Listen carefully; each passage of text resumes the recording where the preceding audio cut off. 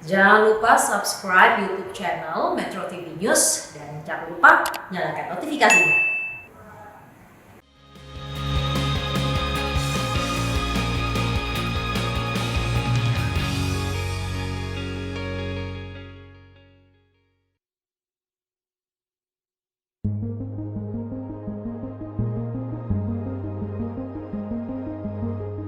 Romo Mangun mengatakan bahwa anak adalah maha guru bagi dirinya dan sumber belajar bagi teman-temannya. Indonesia ini kaya, mulai dari pengambilan keputusan untuk pendidikan, kebijakan, boleh dikatakan ini salah urus gitu.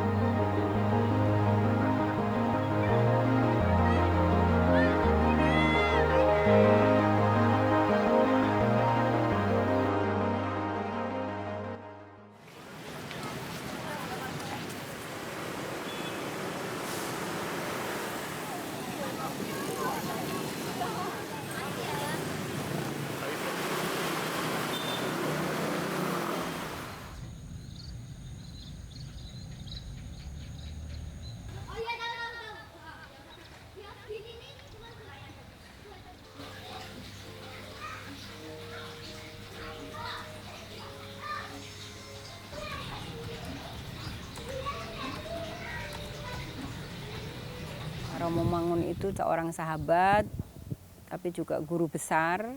Beliau ini orang yang sangat hebat, tetapi sangat merakyat gitu ya. Beliau sangat apresiasi terhadap orang-orang yang mau melakukan perubahan-perubahan.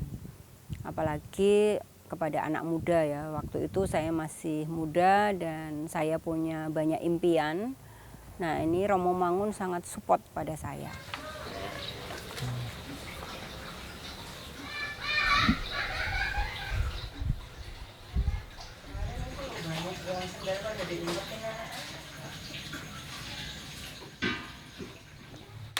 Ya ini file-file yang dari Romo Mangun ya, peninggalan Romo Mangun. Jadi dulu Romo Mangun itu selalu kalau habis menulis entah itu artikel yang mau dikirimkan ke surat kabar atau apa gitu, saya selalu dikirim gitu ya ketika saya di Lawen dulu. Karena Romo Mangun tahu kalau di Lawen itu nggak ada koran, TV juga hanya satu channel, radio juga nggak. Jadi Romo itu mendukung saya supaya saya tetap punya wawasan, supaya saya bisa membaca juga. Jadi Romo rajin sekali mengirimkan naskah-naskah tulisan beliau ke saya gitu di Lawen gitu. Pikiran-pikiran, jadi seolah-olah Romo tuh pengen apa yang dipikirkan Romo itu ditularkan ke saya gitu. Dan saya tuh memahaminya justru sekarang gitu ya, kenapa Romo kok getol sekali dan sampai sebegitu kuatnya niat Romo itu ngasih berkas-berkas gitu ya. Ini sangat luar biasa, bisa sebagai modal saya untuk saya bisa mengembangkan sekolah ini. Saya kenal Romo tahun 1983. Awalnya dulu waktu saya pertama kali masuk Jogja gitu ya, saya kan dulunya dari desa. Kemudian saya SMA itu di Jogja dan pada waktu itu saya melihat gelandangan-gelandangan itu banyak yang tidur-tidur di yang sekarang jadi mall itu ya. Dulu tuh ada rumah tua di situ dan banyak gelandangan-gelandangan tidur di situ. Kemudian mereka mencari makan itu mengorek-ngorek dari rumah sakit Bethesda itu kan ada rumah sakit, terus depannya ada tong-tong sampah pada waktu itu, dan mereka mengorek-orek sampah di situ, makan di situ. Nah saya rasanya apa ya, sedih sekali gitu ya, kok ini sudah nggak layak sebetulnya sebagai kehidupan gitu ya. Ada orang yang makan sampai mengais-ngais sampah seperti itu. Nah ini sesuatu yang sangat menyedihkan gitu, saya nggak bisa melihat seperti itu. Akhirnya saya beberapa teman di tempat kos saya juga ada komunitas gitu ya yang punya kepedulian. Nah akhirnya kami melakukan itu. Nah lama-lama akhirnya kami jadi tahu Romo Mangun sebetulnya dari komunitas ini gitu ya.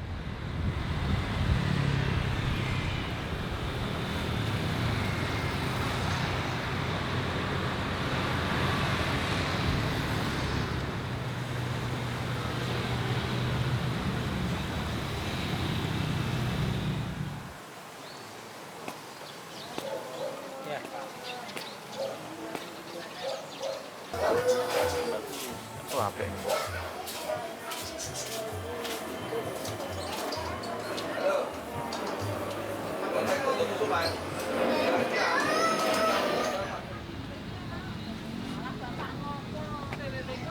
Monggo bebaya.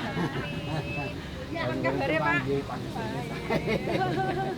Iya pengen jalan-jalan. Oh, iya. Monggo. Kampung ini tidak akan ada kalau tidak ada Romo Mangun. Pasca banjir, jadi sekitar tahun 84 atau 83 akhir itu pemerintah sudah mengultimatum warga sini untuk kasarnya itu digusur. Jadi dua pilihan bagi kami ketika itu adalah yang pertama adalah kembali ke kampung halaman. Jadi kami diantar ke kampung halaman kami, asalnya di mana dulu. Lalu yang kedua ikut program transmigrasi. Nah, Romo Mangun ketika itu menentang pemerintah ketika itu dalam tanda petik bersembunyi di belakang keberadaan pentingnya sabuk hijau di bantaran sungai. Nah, Romo Mangun memandang bahwa yang namanya sabuk hijau itu tidak harus yang hutan, bukan, tapi perkampungan yang tertata rapi dengan melihat mitigasi kebencanaan itu bisa dikatakan sabuk hijau juga. Nah, ketika itu terjadi tarik ulur antara Romo Mangun dengan pemerintah. Tapi akhirnya atas jasa besar Romo Mangun dan kekuatan beliau bersama teman-temannya, kampung ini tetap bisa berdiri dan pemerintah merestui. Pak Joko, ini tetap Joko ini. Tahu aku enggak. Paknya toh. Sing nonton TV bro. Ya aku mboten ketinggalan. Lah, kula tang mriki teng Niti Prayan. Oh, ya boten. Awak enom ya Mas Joko iki. Kan ngene iki. Sehat toh. Mas Joko bener saged tumut niku. Oh, nggih. Banyak masyarakat di Indonesia ini sebetulnya yang masih terpinggirkan dan negara lalai untuk berpihak kepada orang kecil. Dan kebetulan Code ini adalah orang-orang yang terpinggirkan ya. Mereka dulunya orang desa, kemudian transmigrasi, gagal, kemudian terdampar di kota. Dan waktu itu Code ini menjadi perkampungan kumuh gitu ya. Ya karena keterpaksaan sebetulnya ya, mereka bikin rumah-rumah kardus gitu di bantaran sungai. Sudah lama kan? Ya kami berarti berkata. Waktu bisa juga. Kalau di Prayan. Ini Praja. Sehat apa? Apa yang telepon? Kira tahun ya orang ketemu. Tahu sih. Ya tidak ada salah.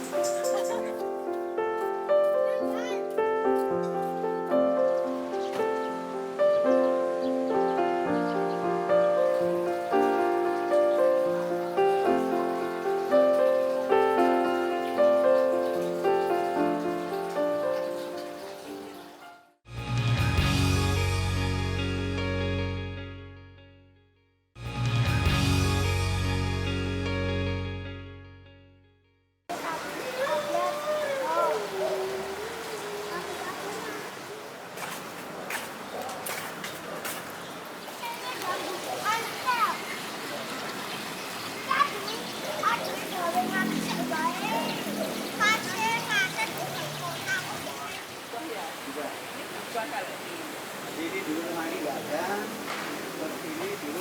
Itu setelah ada kesepakatan antara kami dengan Romo Mangun dan juga mungkin beberapa timnya itu mencanangkan adanya tribina, yaitu satu bina manusia, yang kedua bina sosial, yang ketiga bina lingkungan. Jadi bina manusia itu bagaimana orang-orang yang tinggal di sini bisa mulai lebih dekat mengenal Tuhan atau lebih religius gitu. Lalu yang bina sosial, bagaimana warga yang tinggal di sini itu punya hubungan yang baik, rasa senasib sepenanggungan antar warga. Lalu yang ketiga bina lingkungan itu bagaimana menata tempat ini, jadi menata kembali tempat-tempat yang memang seharusnya atau lebih baik ditempati.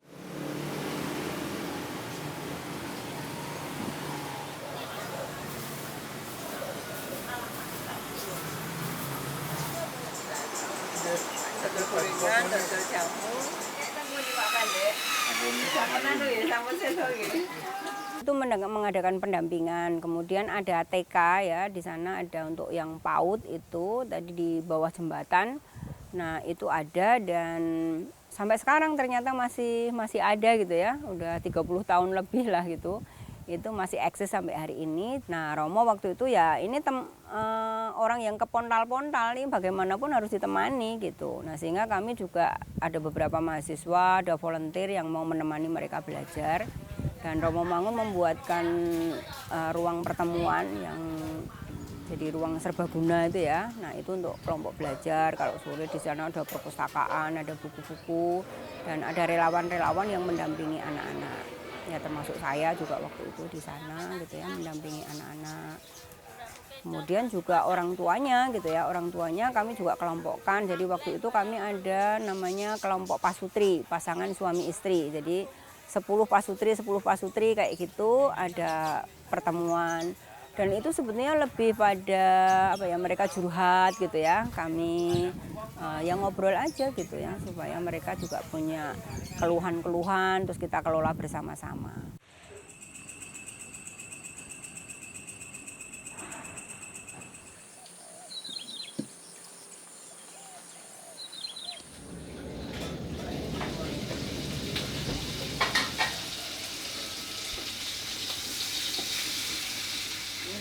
Goreng kerupuk karena hari ini menunya soto. Nah, kalau di Salam ada makan siang dan snack. Nah, kebetulan kalau snack itu yang membuat ada orang tua murid yang bikin nasi dan lauk pauk itu dimasak di sekolah. Coba, kamu bisa nanti enggak? Udah mati. Oh,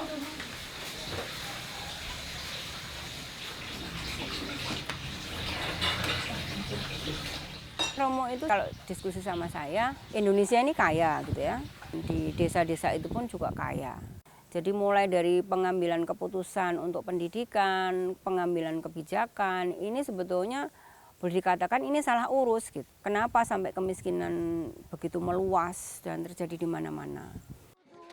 2, 3, 4, 5. Sudah? Jadi.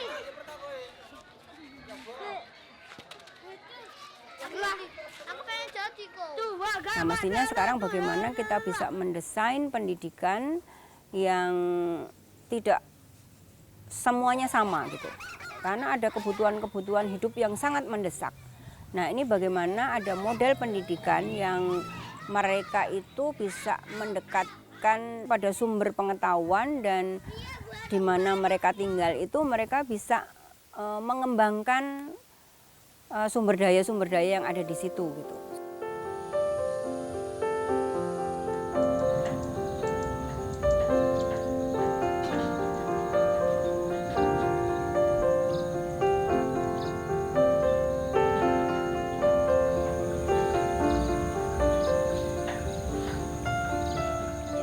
Ketika saya membuat sekolah non formal, kami memang sudah sepakat saya bikin sekolah yang tidak berbasis mata pelajaran.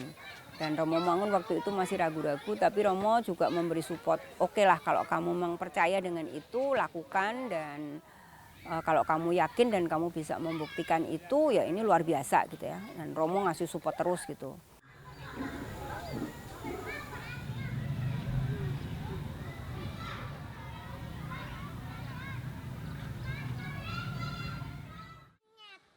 Ini bukan laba-laba. Ini bukan laba-laba. Dibebasin aja, dibebasin. Bukan laba-laba. 1, 2, 3. Yuk, yuk. Di sini tuh namanya Sanggar Anak Alam gitu ya, tapi ini bukan sekolah alam gitu. Kami lebih ke menitik beratkan ke anaknya. Jadi anak alam, anak yang masih original, anak yang spesifik, anak yang unik. Jadi Romo Mangun mengatakan bahwa anak adalah maha guru bagi dirinya dan sumber belajar bagi teman-temannya. Nah, dari situ kami memfasilitasi bagaimana setiap anak itu menemukan passionnya masing-masing. Setiap anak menemukan jati dirinya. Nah, sehingga kami ini menyediakan ruang, menyediakan kesempatan supaya anak itu mekar semekar-mekarnya. Nah, itu yang mungkin yang membedakan sekolah kami dengan sekolah-sekolah yang lain yang cenderung menyeragamkan bahwa setiap orang harus belajar sesuatu yang sama dengan cara belajar yang sama. Nah, di Salam ini sangat mungkin setiap anak belajar sesuai dengan minatnya masing-masing dan dengan cara mereka masing-masing. Nah, kami di sini bukan guru sebutannya tetapi fasilitator karena kami memang memfasilitasi dan guru itu ya anak itu sendiri.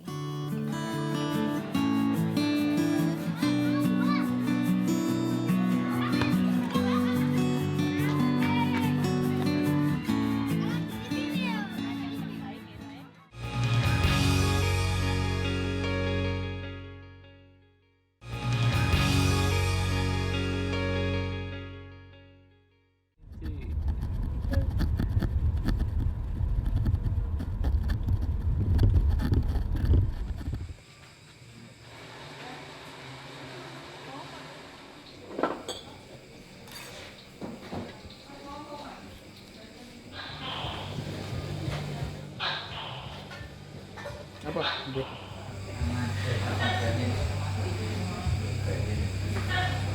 Ketemu Mas Wildan sama istrinya, terus Mas Jarot. Tak pikir iki guru Bobri apa ya? Terus kok sesuk majelis gereja.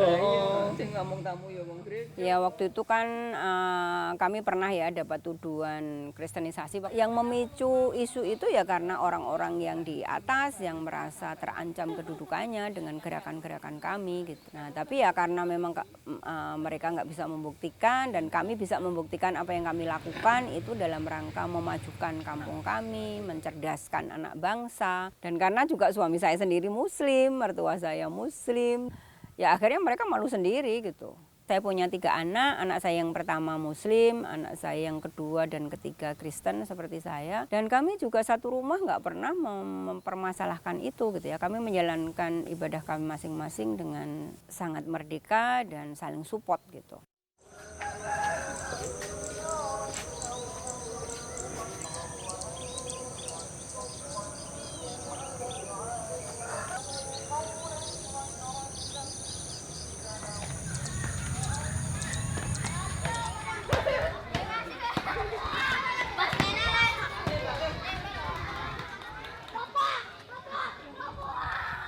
Nah, tapi waktu itu Romo itu yang beliau masih sangat prihatin sebetulnya untuk anak-anak yang cacat mental dan juga cacat secara fisik. Apalagi ditambah kalau dari keluarga yang miskin. Nah, ini yang akhirnya sampai Romo meninggal ini yang belum terpenuhi gitu ya. Yang waktu itu kan namanya sekolah luar biasa gitu ya, bukan ABK yang sekarang bisa inklusi seperti itu. Nah, Romo waktu itu cuma ini kasihan sekali gitu loh kalau anak-anak itu dikelompokkan sendiri, sementara di masyarakat mereka itu menjadi bagian yang hidup di tengah-tengah masyarakat gitu. Sampai Romo meninggal belum ada bentuk yang nyata gitu ya. Dan itu beliau selalu mengatakan bahwa mereka juga manusia yang butuh mendapatkan tempat.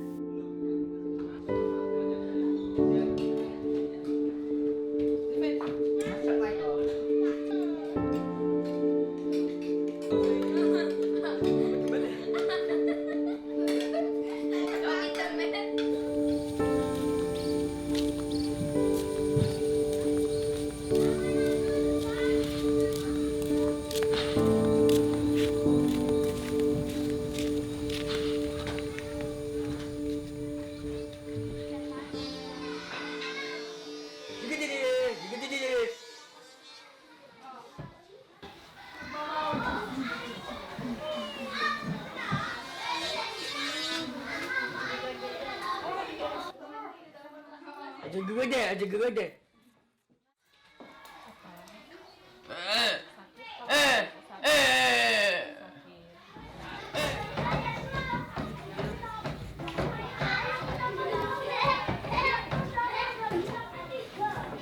Hampir setiap orang yang masuk di Salam mereka paham gitu ya, bahwa setiap orang itu mempunyai keunikan, mempunyai kekhususan spesifik itu semua memahami, sehingga mereka juga memandangnya biasa aja gitu. Memang dalam hal-hal tertentu itu ada pendampingan sendiri gitu ya, karena mereka memang misalnya nggak bisa terlalu ramai kayak gitu ya. Dia misalnya senangnya jahit gitu ya, dan itu terus menerus dimanapun dia lakukan. Nah ini ada saat-saat tertentu yang dia memang kita apresiasi gitu loh, kemampuan dia, kelebihannya dia apa ya itu yang diapresiasi.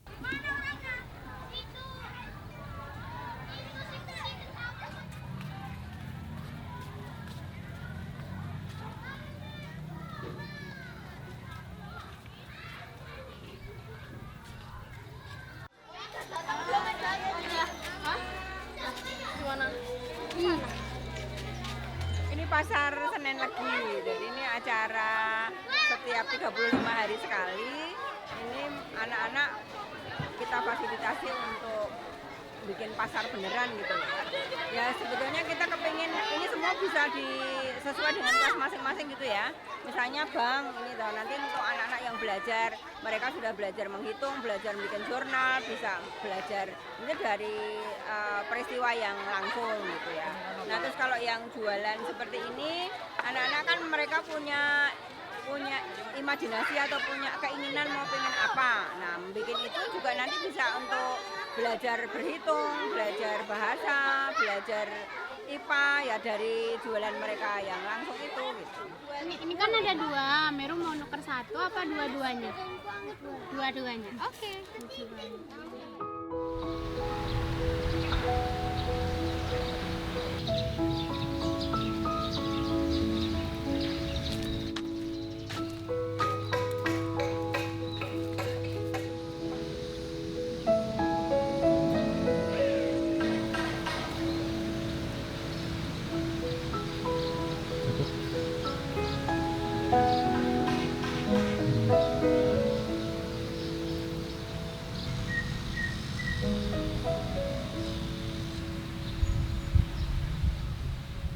Ya sering kalau sama Romo itu kan hal-hal yang besar gitu bisa jadi bercandaan gitu loh. Jadi ngomongnya itu saya kadang-kadang misalnya pikiran saya udah berat gitu ya, misalnya masalah kayaknya udah jalan buntu gitu ya. Gitu. Kalau misalnya ngobrol sama Romo gitu kayaknya jadi enteng gitu loh. Jadi masalah yang sangat besar itu bisa tiba-tiba jadi iya ya kayaknya enak juga sih, iya sih gitu. Ya Paskah itu kan pengorbanan dan ini puncak sebetulnya.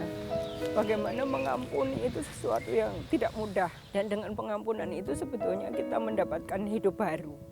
Nah sebenarnya Paskah maknanya di situ. Jadi sejauh mana orang mau mengampuni, mau meleburkan diri gitu ya. Yesus itu sampai kehilangan nyawa gitu ya, sampai mati di kayu salib dan itu mati yang sangat hina gitu ya. Itu hanya untuk menebus dosa manusia. Nah bagaimana sekarang saya memaknai itu pengorbanan yang begitu besar dan hidup ini betul-betul anugerah gitu.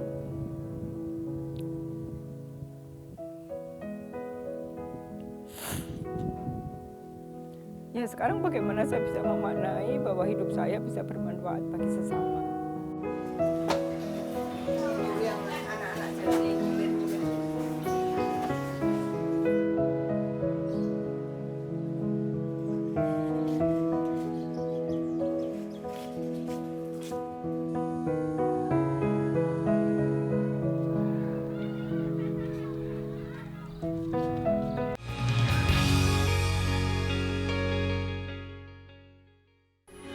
Metro TV, knowledge to elevate.